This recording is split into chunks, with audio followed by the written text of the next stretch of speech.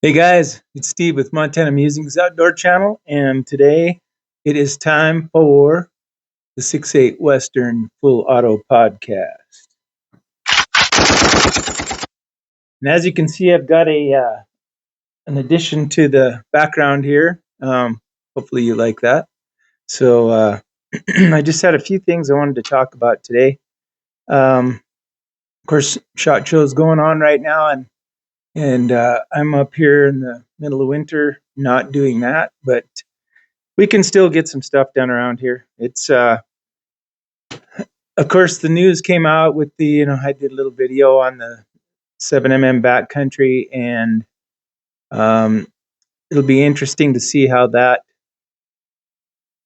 really competes with just the standard cartridges and what it's going to do to my 6.8 Western. So 6.8 Western is still formidable, but and I am able to reload it. I did have some 143 grain EL, 145 grain ELDXs loaded up, and so I did those with the 61 grains of 4831 SC, which is the max load, and then I actually loaded up I think three or four more with 60.3, just to see how they would do, and if it shows any signs of pressure. So because you know velocity is king, I guess, in my opinion. So if I can get a little more velocity, that'll be great. I did order some Mag Pro, and that stuff is supposed to do pretty good when it comes to velocities. So, and it's not, it kind of falls into place here. We were like 4831 SC is number 146. And I know Reloading Weatherby had suggested that, and also some Viterbory 160. And then, of course, 560 would be right in there, right next to that at 147. So um, the Mag Pro is at 158. So it's quite a bit slower burning, but it's also double based and may get those velocities that I'm looking for. So um, we'll have to see about that, I guess. All we can do is try, see what happens. Um, I did notice that there was a Facebook post on one of the guys that are on those groups that for 6.8 Western on there, and they were talking about the Barnes, or not Barnes, Berger coming out with a 150 grain hybrid target, and that should work good in the 6.8 Western or any of the 277 calibers, really.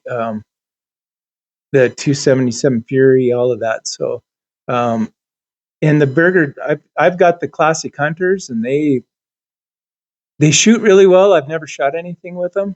I went with the bonded bullets instead when I went deer hunting. So, but they do shoot well, and I'm sure there's a lot of people out there who swear by Berger bullets. So, and others that don't. So, that is pretty much what I got going on for the bullets and what I've been reloading. Um, H1000 should work pretty good as far as getting me velocities for those 145s as well, according to the book anyway. So, but the other thing I was thinking about is, I don't know if you guys saw that one video I did where I was fire forming my brass with that little annealing mandrel, and it actually did work pretty good. I don't know if you can see that, but it turned out nice. I kind of like that. So, and I do have one for my 6.8 Western, and it also works for the 6.5 PRC. And it took me, I'd say I was probably running the case in the flame because I had the flame turned way down from my video, but and it was taking me about 7 to 8 seconds. So I figured at the most 10 seconds per round, and I did 150 of them. So that didn't take me very long at all. So I was pretty happy with that. So I thought it was going to be kind of long and laborious and take a long time, but it was pretty good. So one of the other things I was listening to Shoot to Hunt podcast, and I don't know if you guys catch those guys, but they're you don't want to have the kids around when they're talking, but they got a great podcast. I like those guys, and of course they do the unknown munitions, and so they have the ADG brass for the 6.8 Western. You can get it through them and whatnot, but they are they were talking about this N565 being ideal for the 6.5 PRC, and I had looked around and I can't find that stuff anywhere, but it is on this burn chart here, and it runs around number 156. It's right after Reloader 25, and also IRMR 7828SC. So um, it probably would be a very good powder for that. They were talking about, of course, they're developing. Well, they said that they have I think it's called the 6UM is what they've developed. So it's a next down 7 rum, I believe.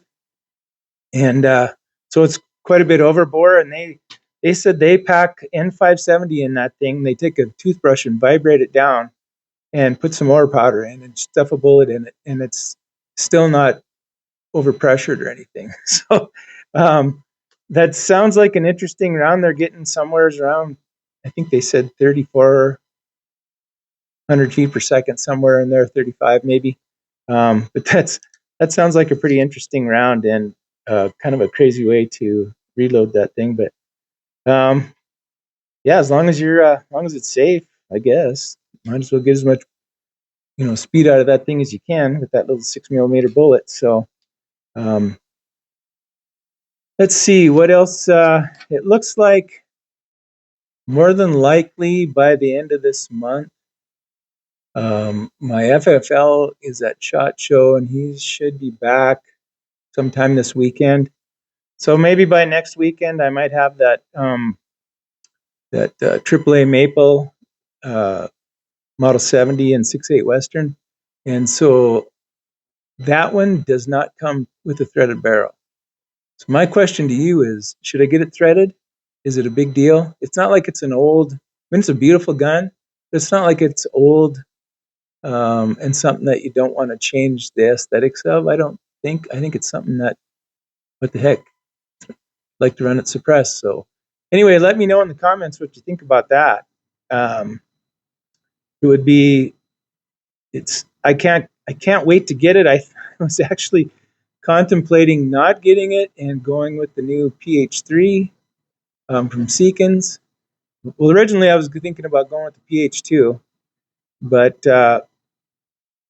since they're not even making them anymore, and I know they're a fantastic gun. If you have one, it's probably great and you love it. But the PH3 looks interesting with the being able to run the higher pressures, like the 277 Fury, and I imagine they'll be doing something with the 7mm backcountry as well.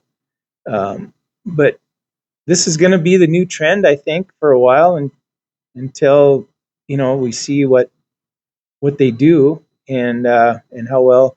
I think the main thing for me is I was reloading. Speaking of that, I was reloading because they got steel case, and apparently it's quite a process to get those resized. But I was loading some of my 6.8 Western with the nickel plated brass, if it is brass, I don't know. But boy, my resizing die didn't like that stuff at all. I had a heck of a time with that, and I just quit doing it. I was actually pulling down on my lever so hard to get it resized that I ripped it right off my table. So I had to rebuild that, and I just decided, yeah. So then I talked to somebody who said that they had heard that is just not a nickel plated brass, that it's made of some kind of an alloy that might be harder. I'm not sure. But I haven't gone to the Winchester website or Browning to see if that's true or not. That's just something he had heard. So, but I don't know if you guys got any insight into that. Let me know, or if there's some kind of trick to sizing that stuff. I would appreciate learn a little bit more about it. So, because I've got tons of that silver brass, so that nickel plated stuff. So, I do have my name on the waiting list for the ADG brass. So we'll see how quickly that comes around. So, and according to them, it's much better quality brass. It'll be interesting to see the difference with the water capacity on what I have from Winchester and Browning compared to that to see what the case capacity actually is. But I'm pretty sure it's going to handle higher pressures. So be a lot better for playing around with charges and stuff. So anyway, that's what's going on there. I do trying to think if there's something else. Oh yeah, almost forgot. I I did change out the grip, the original grip that came on my Browning X-Bolt 2, and I put the one that has the more vertical grip on it, and I do like that better. So if you get one, I would suggest you just do it. You just got to drop the action out of the stock, and there's one little screw that holds that in. It's a pretty simple change. So um, I thought I would kind of like the traditional for out there hunting, but the little more of a pistol grip in it is definitely nice. I like it. So let's see what else. I think that's about it for now. We will. This is obviously, I believe, episode 5.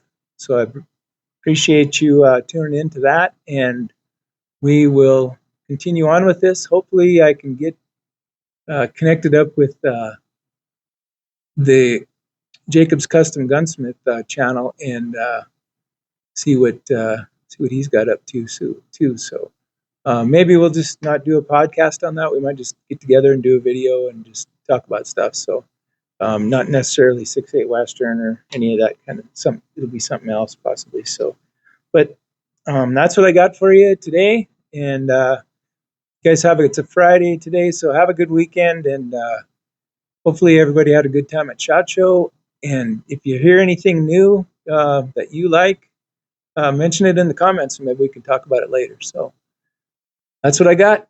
You have a good one. We'll catch you in the next podcast.